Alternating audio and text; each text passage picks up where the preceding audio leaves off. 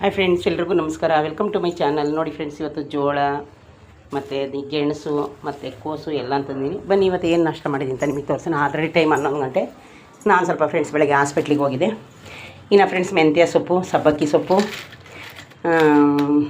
ಕರ್ಬೇವಿನ ಸೊಪ್ಪು, ಇದು ಕೊತ್ತಂಬರಿ ಎಲ್ಲನೂ ತಂದಿದೆ. ಅದಕ್ಕೋಸ್ಕರ ನಾನು ಫ್ರೆಂಡ್ಸ್ ಇವಾಗ ಸೊಪ್ಪು ಏನು ಗೊತ್ತಾ, ಇಟ್ಟರೆ ಸಾಕು ಎಲ್ಲ ಮಿಲ್ಟ್ ಆಗುತ್ತೆ. ಅದಕ್ಕೋಸ್ಕರ ಮೆಂತ್ಯ ಸೊಪ್ಪಿನ ಪಲಾವು, ಬಜ್ಜಿ, ಇನ್ನಿದು ದಾಳಿಂಬೆ ಮತ್ತು ಬೀಟ್ರೋಟ್ ಇವಾಗ ಕುಡಿಯೋಕ್ಕೆ. ಇನ್ನು ಫ್ರೆಂಡ್ಸ್ ರೈಸ್ನ ನಾನು ಆವಾಗಲೇ ಮಾಡಿ ಇಟ್ಟಿದ್ದೀನಿ, ಬಿಸಿ ರೈಸು. ಇಲ್ಲಿ ಫ್ರೆಂಡ್ಸ್ ನೋಡಿ rasam already. Friends rasam powder ನಾನು ಮನೇಲಿ ಆವಾಗ ಎಷ್ಟು ಬೇಕು ಅಷ್ಟೇ ನಾನು ಮಾಡ್ಕೊಳ್ಳೋದು, ಜಾಸ್ತಿ ಎಲ್ಲ ಮಾಡ್ಕೊಳ್ಳಲ್ಲ. ನೋಡಿ ಆಲ್ರೆಡಿ ರಸಮ್ ಬೇಯ್ತಾ ಇದೆ. ಇದಕ್ಕಿನ್ನೂ ಒಗ್ಗರಣೆ ಮಾಡಿಲ್ಲ ಫ್ರೆಂಡ್ಸ್.